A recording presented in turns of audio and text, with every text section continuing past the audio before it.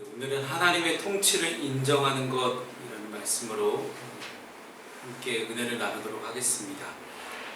역사를 영어로 히스토리라고 합니다. 제가 예전에 설교할 때도 한번 말씀드렸던 것 같은데, 이 히스토리는 그를 뜻하는 히스라는 단어와 이야기라는 단어를 뜻하는 스토리로 나누어 볼 수 있습니다. 물론 실제 그렇진 않습니다. 말장난이겠지만 저희가 믿음으로 고백할 때는 이 역사를 하나님의 이야기, 그의 이야기, 그분의 이야기라고 그렇게 해석할 수도 있음은 우리에게 좋은 신앙적 은혜가 되고 교훈이 됩니다. 실제로 고대 근동지방의 이스라엘 주변의 역사를 보게 되면 많은 강대국들이 등장하고 몇몇 영웅들이 등장해서 많은 나라들이 흥망성쇠가 이루어진 것들을 보게 됩니다. 그 과정 가운데서 우리는 그냥 한 나라가 정치를 잘해서 혹은 군사적으로 막강해서 잘 됐나 보다 라고 생각할지 모르겠지만, 실제로 성경 말씀 안에는 바벨론이, 그리고 아수르가, 페르시아가, 이후에 나오는 많은 제국들의 이야기가 결국은 하나님의 뜻에 의해서 하나님의 때에 움직여졌음을 알게 됩니다. 그래서 오늘 우리는 이 히스토리가 그분의 이야기가 아니라 마이 스토리가 될 수 있도록, 즉 하나님의 이야기가 나의 이야기가 되기를 소원하는 마음으로 우리 예배의 자리 가운데 모였습니다. 하나님께서 내 안에 들어오셔서 하나님의 뜻을 펼치실 수 있도록 하나님의 주권을 인정할 때, 우리는 하나님은 성경책에만 계시는 그런 하나님이 아니라 지금 내 안에 들어오셔서 나와 함께 하시는 하나님으로 맞이할 수 있게 됩니다. 그러나 우리는 그러나 아직 완성되지 않은 하나님의 나라를 완성해야만 하는 그런 거룩한 사명이 우리에게 주어져 있습니다. 그렇기 때문에 요즘 시대에 하나님의 절대 주권과 통치를 인정하는 것이 참 쉽지 않습니다. 왜냐하면 포스트 모더니즘 시대에 절대라는 것이 사라졌기 때문입니다. 이 포스트 모더니즘이 정치와 학문과 철학과 모든 예술 영역까지 다 휩싸는 그 순간 가운데 절대라는 것이 사라지고 절대가 인정되지 않은 시대에서 우리는 살아가고 있습니다. 그래서 예수 그리스도의 복음이 말씀하고 있는 절대적 진리가 점점 거부당하고 있습니다. 실제로 많은 대학들이 종교 거부권이라는 것을 학내 규칙으로 통과를 시켰습니다. 그래서 만약에 제가 가서 복음을 전한다고 했을 때 그 학생이 거부를 해요. 한 번 더 전합니다. 또 거부를 해요. 2번 거절당하면 그 종교 동아리, 기독교 동아리는 학교에서 폐지를 당하게 됩니다. 그런 일들이 계속해서 벌어지고 있습니다. 창세기 말씀에 하나님께서 아담과 하와에게 선악을 알게 하는 나무의 열매를 먹지 말라고 한 이유가 여기에 있습니다. 선과 악, 옳고 그름을 구별하는 기준이 오직 하나님께만 있습니다.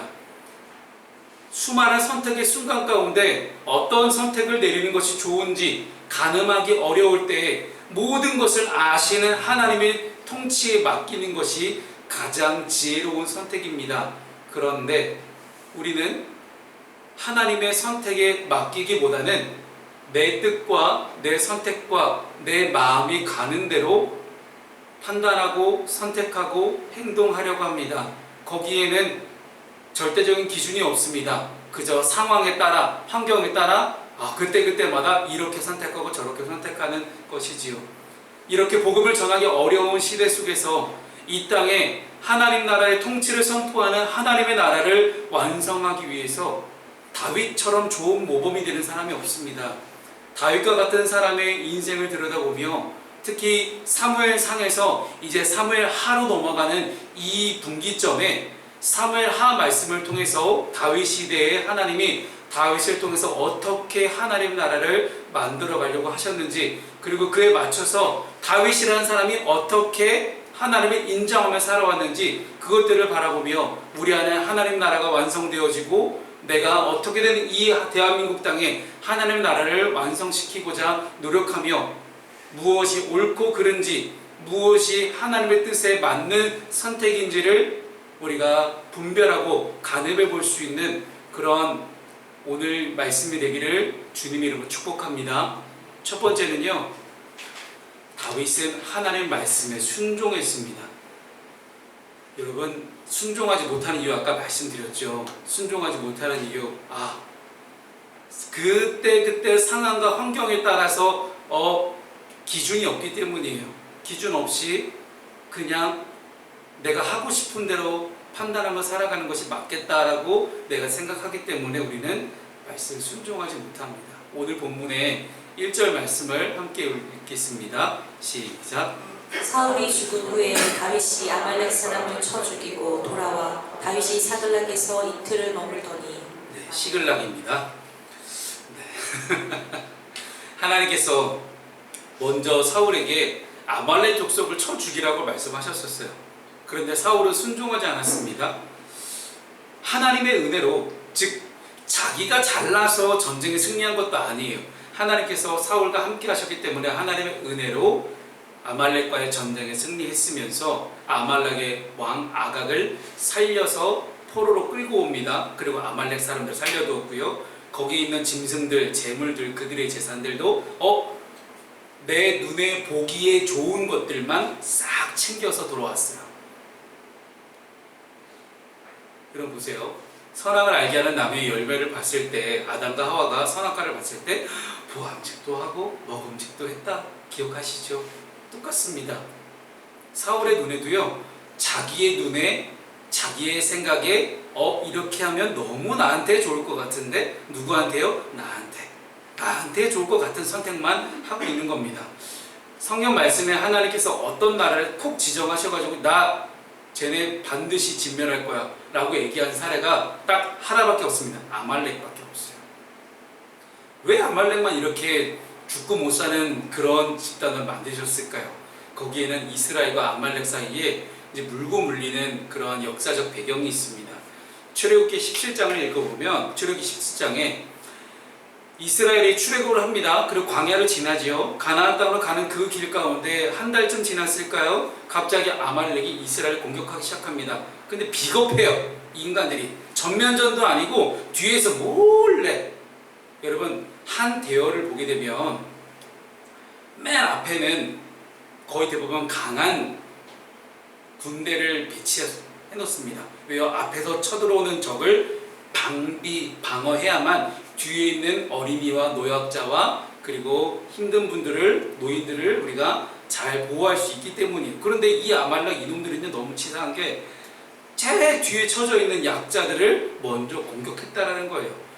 아니, 지금 당장 출애굽해서 나왔는데 한 달쯤 지났는데 무기가 어디 있어요? 애굽의 나라에서 그들은 노예 생활을 했어요. 노예가 무기가 어디 있습니까? 이때 이스라엘의 지도자였던 모세가 하나님께 기도하러 산에 올라갑니다. 이 전쟁이 조금 이상한 전쟁입니다. 보면요, 모세가 산에 올라가서 손을 들고 있으면 이스라엘이 이기고, 손이 내려가면 내려갈 수밖에 없죠. 손 계속 들고 있으면 얼마나 피곤해요. 팔이 피곤해서 손을 내리면 이스라엘이 지는 모습이 아말렉과 전쟁에서 보이는 거예요. 산 꼭대기에 있으니까 너무 잘 보이지 않겠어요? 여호수아는 밑에서 쫙 싸우고 있는데 군대 장관이니까요. 그런데 이 모세가 팔이 올라가면 열심히 이스라엘이 막 이기고, 팔이 좀 내려온다 싶으면 이스라엘이 점점 밀리는 거예요. 이게 밀고 밀리는 이게 상황이 위에서 너무 잘 보이는 거예요. 그랬더니 옆에 있는 두 사람 보이시죠? 아론과 훌이 모세의 양쪽 손을 붙잡아서 해가 떨어질 때까지 내려오지 않았다라고 성경은 기록하고 있습니다. 당연히 이스라엘은 전쟁에 이겼고요. 이것을 통해서 하나님이 우리에게 알려주신 교훈은 무엇입니까? 모든 일은 하나님께 속해 있다. 모든 전쟁은 하나님께 속해 있다. 즉 절대적인 하나님을 분명히 신뢰하고 믿어야 함을 하나님은 이 아말렉과의 전쟁을 통해서 우리에게 보여주신 거예요. 그래서 가나안 땅에 이르지 못하도록, 즉 하나님의 뜻을, 하나님의 계획을 방해하는 이 아말렉은 하나님께서 내가 아말렉과 더불어 대대로 싸우겠다라고 이제 대놓고 선포하십니다. 하나님께 공공의 적이 되어버린 아말렉이죠. 아말렉은 출애굽 백성들이 후미를 쳐서 노약자를 쳤던 것처럼 이번에도요, 다윗과 군사들이 이 블레셋 왕 아기스의 말을 듣고서 전쟁에 나간 틈을 타서 그 시글락을 몰래 쳐들어옵니다. 군사와 성인 남성 이 군사들이 아무도 없다는 얘기를 들었을 거예요. 그래서 어린아이와 노약자와 여인들만 남아있는 이 시글락을 쳐서 성은 불태우고 사람들 모두 다 잡아갑니다. 여러분, 커다란 위기 앞에서 그 사람의 진가가 드러납니다. 위기 앞에서 우리의 믿음이 드러납니다. 우리의 위기 앞에서 우리의 신앙이 점점 드러날 수밖에 없습니다. 위기 앞에 사울은 어땠습니까? 신접한 여인 무당을 찾아갔어요. 점을 쳤죠. 그러나 다윗은 이 절대절명의 위기 속에서 하나님께 기도합니다. 여러분, 급할수록 돌아가라가 아니라 급할수록 기도하라. 이게 우리에게 주는 가장 위대한 교훈임을 믿으시기 바랍니다. 급할수록 기도하십시오. 지금 당장 어떻게든 아말렉을 쳐들어가서, 물론 다윗도 싸움을 잘했잖아요. 그리고 옆에 요압 같은 그런 좋은 장군들도 있어요. 처음에 이길 수 있거든요. 근데 다윗은 아무리 자기가 우위에 있어도 끝까지 기도할 수 있는 그런 사람이었습니다. 그리고 하나님의 야 아말렉을 네 손에 붙여줄게 라는 응답을 듣고 급히 군대를 이끌고 적들을 추격해서 아말렉 사람들을 쳤습니다. 하나님께서 도우셔서 다윗은 아말렉을 완전 멸절하다시피 했어요. 다윗은 빼앗긴 모든 사람을 건져냈고 빼앗긴 재산 외에도 더 많은 재산을 가지고 돌아올 수 있었습니다. 그 누가 여호와 하나님을 절대자 혹은 진짜 신으로 모시고 살아가는 이 다윗과 겨룰 수가 있겠습니까? 그 어느 누구 다윗과 겨룰 수가 없었다는 이야기예요. 사울은 아말렉을 자기의 마음대로 살려두었지만 다윗은 아말렉을 대적으로 삼아서 그들을 멸하기를 쉬지 않았습니다. 이제 아말렉이라는 나라는 지금 이 땅 지구상에서 사라졌어요. 2023년에 아말렉은 없습니다. 그러나 여전히 이 땅에 아말렉처럼 우리의 신앙을 방해하고 하나님의 나라를 방해하는 세력들은 여전히 남아 있습니다. 그런 의미에서 오늘을 살아가는 우리 그리스도인의 삶은 전투요, 투쟁의 연속이라 할 수 있습니다. 영적 전쟁은 끊이지 않고 계속되고 있어요. 예수님께서 부활하셔서 사탄의 머리를 깨시고 모든 죄와 죽음의 권세로부터 우리를 구원해 주셨지만, 하나님의 나라가 이미 온전히 우리 가운데 임했지만, 그러면서 사탄은 어떻게든 한 사람이라도 하나님으로부터 더 멀어지게 하려고, 보세요, 우리 청년들 보세요. 빈자리 보십시오. 수많은 우리 청년들이 사단의 꼬임에 넘어가서 계속해서 하나님부터 멀어지고 있지 않습니까? 사단도 이렇게 발버둥을 치는데, 하나님도 열심히 일하고 계시는데 남은 건 누굽니까? 우리만 남았습니다. 우리 또한 발버둥 치면서 어떻게든 하나님께 붙잡힌 당하기 위해서, 어떻게든 하나님을 붙잡고 기도하기 위해서, 어떻게든 이 땅 가운데 내 삶 가운데 하나님 나라가 이루어지기 위해서 기도해야 되지 않겠습니까? 우리가 마주하는 이 전쟁과 같은 연속적인 상황 속에서 우리가 할 일은 먼저 이 전쟁이 하나님께 속한 것임을 아는 것이고, 하나님만이 절대자요 하나님만이 승리의 주관자이심을 확신하는 것입니다.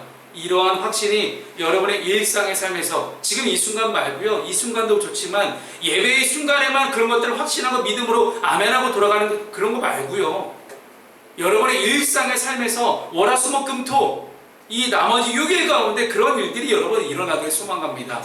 그것이 바로 그리스도인입니다. 두 번째는요, 다윗은 누군가의 아픔에 공감할 줄 아는 그런 사람이었습니다. 여러분, 오늘 본문의 말씀 11절과 12절 말씀을 함께 읽습니다. 시작. 이에 다윗이 자기 옷을 잡아 찢으매 함께 있는 모든 사람도 그리하고 사울과 그의 아들 요나단과 여호와의 백성과 이스라엘 족속이 칼의 죽음으로 말미암아 저녁 때까지 슬퍼하여 울며 금식하니라. 아멘. 사울이 죽었습니다. 사울이 블레셋과의 전쟁 중에 길보아 산에서 죽었습니다. 이방 민족, 세례받지 않은 더러운 이들에게 자기의 목숨을 빼앗기지 않겠다라는 결심으로 스스로 자살을 선택합니다. 다윗은 이 사울의 죽음에 대한 소식을 듣고 굉장히 슬퍼합니다. 자기 옷을 잡아 찢으며 통곡합니다. 어떤 학자들은요, 이러한 다윗의 슬픔을 두고, 야, 다윗 굉장히 정치적인 사람이구나, 이야 대단한 사람인데? 라고 해석하기도 합니다. 실제로 다윗은 연기를 굉장히 잘했어요.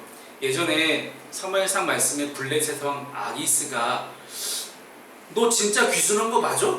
아무리 사울이 미워도 너 진짜 귀순한 거 맞아? 그랬더니 다윗이 침을 질질 흘리면서 미친 척하지 하면서 아기스의 의심을 누그러뜨립니다.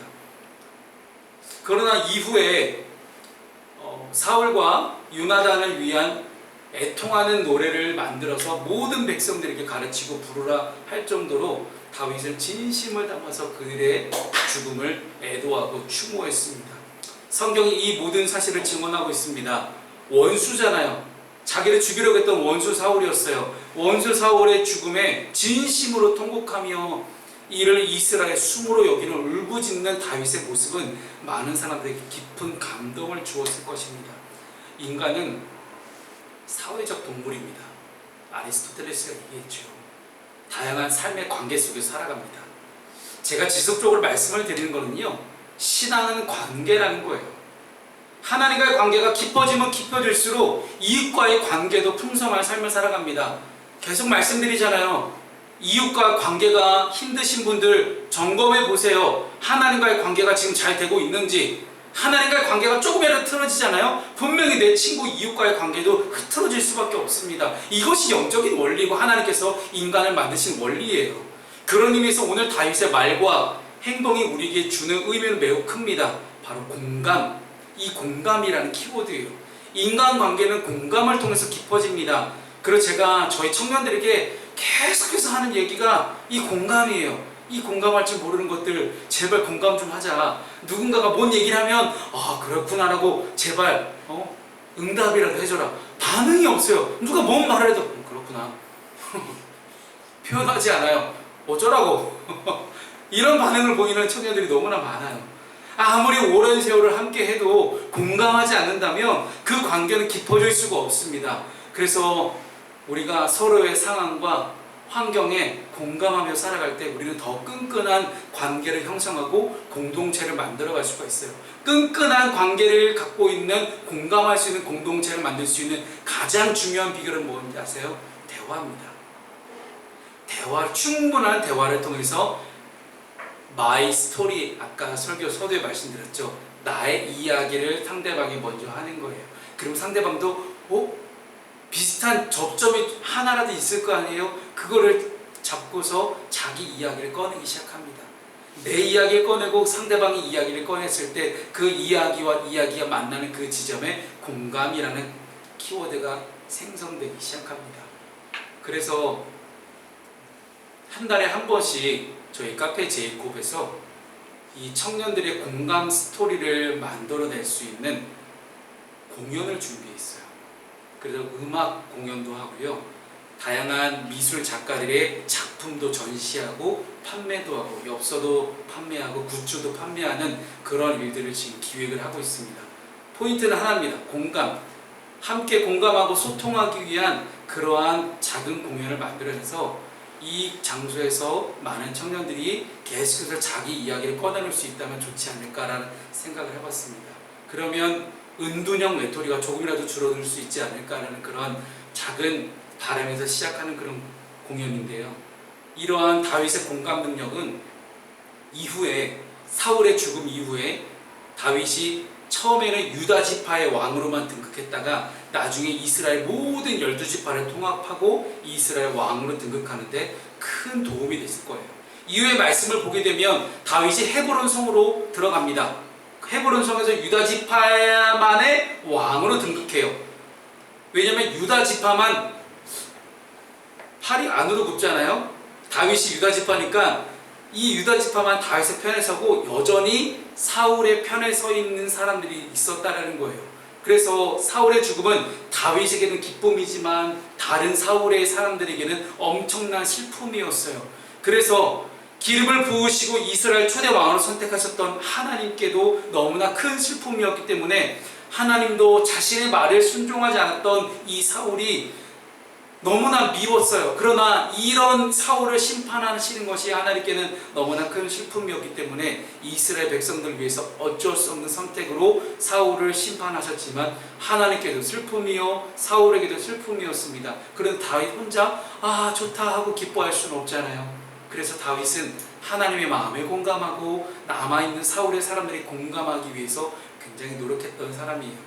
슬픔을 당한 사람에게 가장 큰 위로는 함께 있어주는 겁니다. 내가 힘들고 어려울 때 누군가 나의 아픔에 공감해주고 함께 해준다면 평생 잊지 못할 큰 위로가 됩니다. 그래서 어른들의 말씀에 경사는 못 가더라도 조사는 꼭 가라 라고 그렇게 이야기를 하거든요. 우리 푸른숲교회 성도들과 모든 그리스도인들이 힘들고 어려운 이들에게 먼저 다가갈 수 있기를 바랍니다. 힘들어 죽고 싶어도 내 이야기를 들어줄 한 사람이 있으면 목숨을 건진다 라고 그렇게 자살 예방센터도 많이 캠페인을 하고 있습니다. 엄청 대단한 말을 해주지 않아도 좋아요. 먼저 다가가고 우는 자들과 함께 울 때 우리는 진정 하나가 되고 따뜻한 공동체를 만들어갈 수 있습니다.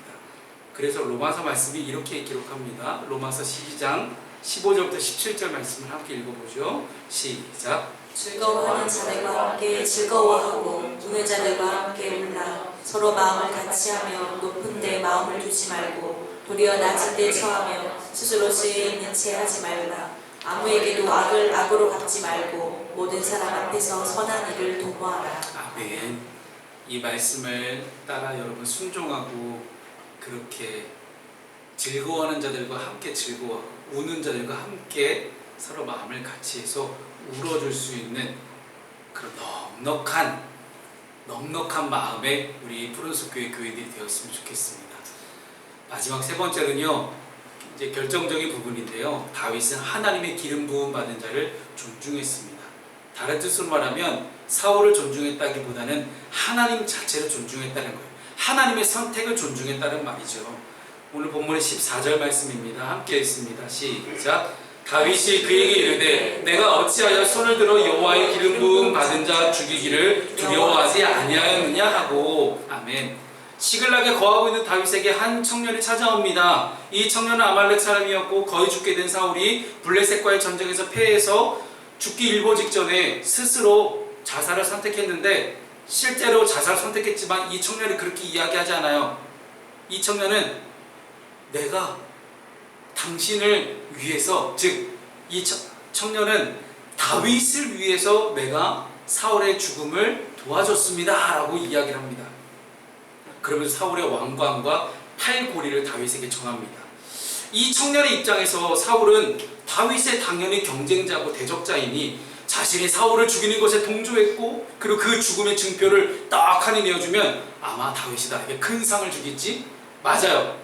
그 당시 고대 근동사회에서 이렇게 전쟁의 전리품을 가져오면 상 주는 게 맞는 거예요. 이 청년은 합리적으로 올바른 선택한 게 맞습니다. 그런데 다윗이 반응이 이상하죠. 사울의 죽음을 슬퍼합니다. 사울이 평생에 그토록 다윗을 죽이려고 했고 학대했고 고통을 당했고, 그리고 다윗은 계속 도망자 신세로 살았어요. 오죽하면 사울 때문에 미친 척까지 했잖아요. 그렇게 다윗을 못살게 굴었던 사울을 죽였는데 뭔걸? 다윗은 사울을 끝까지 존중합니다. 왜요? 하나님께 기름 부음을 받은 사람이잖아요. 하나님께 선택을 받은 사람이잖아요. 그러니까 하나님의 선택을 그는 끝까지 존중했다는 거예요. 인간적으로는 아마 사울이 정말로 죽이고 싶었을 거예요. 그러나 하나님이 살아계시고 하나님의 선택을 존중할 줄 알았던 다윗이었기 때문에 그는 사울의 죽음을 슬퍼합니다. 여러분 아시잖아요. 다윗도 사울을 죽일 기회가 여러 번 있었어요. 그러나 사울은 죽이지 않았습니다. 옆에서 부하들이 이렇게 다윗이 싫어, 이때가 하나님의 때 아닙니까? 절호의 찬스입니다. 사울을 죽입시다라고 외치는 그때도 그는 하지 않았습니다. 설령 사울이 하나님의 종으로서 왕노릇을 하는데 부족함이 있다 할지라도 자신을 부당하게 대한다 하더라도 사울을 세우신 것은 하나님이시지 않습니까? 그러니 하나님께 임명을 받은 왕이기 때문에 함부로 그에게 손을 대지 않았다라는 거예요. 다윗은 자신이 절대자요, 절대 군주가 될 마음이 없었습니다. 내 마음대로, 내 뜻대로, 내 마음이 가는 그 방향대로 선택하는 그런 사람이 아니었다라는 거예요. 절대자이신 하나님을 신뢰하며 살아가는 것이 인간의 목적임을 그는 분명히 알았습니다. 충분히 감정적으로 대처할 수 있었겠지만 사울의 죽음 앞에서도 다윗은 그저 절대자이신 하나님의 편에 서서 하나님의 뜻을 존중하는 것을 최우선으로 삼고 있습니다. 그렇게 하나님의 통치를 인정하고 하나님을 높인 이 다윗을 하나님 너무나 기쁘게 여셔서 다윗의 후대에 그리스도 예수를 나오게 하셨습니다. 우리가 하나님을 인정하면 하나님께서도 우리를 인정하십니까? 그리고 우리를 세상 가운데 세우시고 우리를 높여주시고 우리의 삶을 인도하십니다. 잠언 말씀에 그렇게 기록합니다. 너는 범사에 그를 인정하라. 그리하면 내 길을 지도하시리라. 아멘. 이거 믿어지십니까? 우리 사랑하는 청년들 믿어지십니까? 이런 범사가 뭐예요? 범사라는 건 평범한 때예요. 일반적인 때예요. 특별한 때만 하나님을 인정하고 예배 때만 하나님을 인정하고 높여 세우는 것이 아니라 여러분의 일상 가운데 평생의 삶 가운데 하나님을 높이시고 하나님과 함께 해나가십시오. 그러면 반드시 하나님의 때에 하나님께서 여러분들의 삶을 높여주실 것입니다. 이 잠언의 말씀을 똑똑히 기억하십시오. 하나님께서 나를 높이시겠구나. 말씀을 정리합니다. 하나님께서 높이시지 않고 스스로 높이 올라가려고 했던 한 청년의 모습을 우리는 방금 전에 보았습니다. 다윗은 모든 일에 하나님의 통치와 주권을 인정하였지만 이 청년은요, 사울의 죽음을 기회로 누군가의 아픔, 누군가의 슬픔, 누군가의 죽음을 기회로 삼아서 어떻게 하면 내가 높이 올라갈 수 있을까를 고민했던 청년이 바로 그 청년의 모습이었어요. 지금 시대가 그렇습니다. 남의 눈에 피눈물이 흘러도 수많은 노동자들의 삶 가운데 여전히 노동상권이 불합리해도 수많은 노동자들이 불합리한 임금을 받아도 말도 안 되는 임금 체불을 당해도 나만 잘 먹고 잘 살면 괜찮다라는 생각하는 이들이 너무나 많고요. 작은 교회가 숫자가 없어서 어려워도 큰 교회만 숫자가 늘어나면 괜찮다라고 생각하면서 여전히 큰 교회들은 공격적으로 많은 좋은 시설과 좋은 시스템과 많은 사람들을 통해서 전도하고 있습니다. 화성 지역에 있는 어떤 한 목사님을 만나서 얘기를 들어보니 갑자기 이분이 우시는 거예요. 저보다 연배도 높으신 선배님이신데 갑자기 왜 우시나 봤더니 동산교회에서 화성에다가 지교회를 하나 개척했는데 싹 다 거기로 도망갔다는 거예요. 그래서 난 이제 어떡하지? 고민하시더라고요. 그 화성에 개척한 동산교회 하나 때문에 그 주변에 있는 5개 교회가 문 닫을 위기에 처했다고 그렇게 솔직하게 말씀하시면서 선배님이 우시는 걸 봤더니 야, 이 형님이 이럴 분이 아닌데 라는 생각이 좀 들었는데 너무 안타깝더라고요. 누군가의 연약함과 약점을 이용해서 내가 더 돋보이고 강해질 수 있을 거라고 생각하는 시대가 바로 이 시대입니다. 어쩔 수 없을지도 몰라요. 그래요. 인간의 이기심과 욕망이 점철되어 있는 세상이기 때문에. 그러나 우리는 이런 시대를 살아내야 됩니다.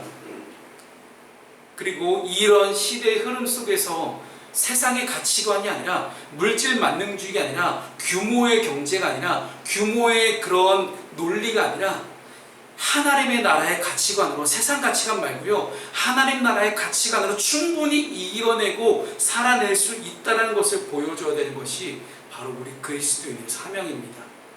여러분의 삶의 각자의 영역에서 어떻게 하나님의 주권을 인정하며 어떻게 하나님께서 나에게 주신 이 소중한 하나님 나라의 가치관으로 내가 선택하며 판단하고 결정하며 살아갈 수 있을지 함께 우리 고민하며 기도할 수 있는 시간이 되었으면 좋겠습니다. 그래서 오늘 함께 이 파송 찬양하고 여러분과 함께 기도할 제목이 그런 제목이에요. 하나님, 제 삶의 많은 영역 속에서 그 수많은 지점들 속에서 내가 하나님의 주권을 인정하고 하나님의 통치를 인정하며 살아가야 될 부분이 어디에 있겠습니까? 내가 아직도 하나님께 순종하지 못하는 부분이 있다면 무엇이겠습니까? 누군가에게는 재물일 것이고요, 누군가에게는 욕심일 것이고요. 누군가에게는 권력일 것이고요. 누군가에게는 그런 기본적인 욕망이 될 수 있을 것입니다. 여러분, 많은 영역 속에서 하나님의 주권과 통치를 내가 인정하지 못하고 순종하지 못하는 부분이 있다면 그 부분을 놓고 함께 찬양하고 우리 기도하며 나갈 수 있기를 소망합니다. 함께 우리 찬양하며 나가도록 하겠습니다.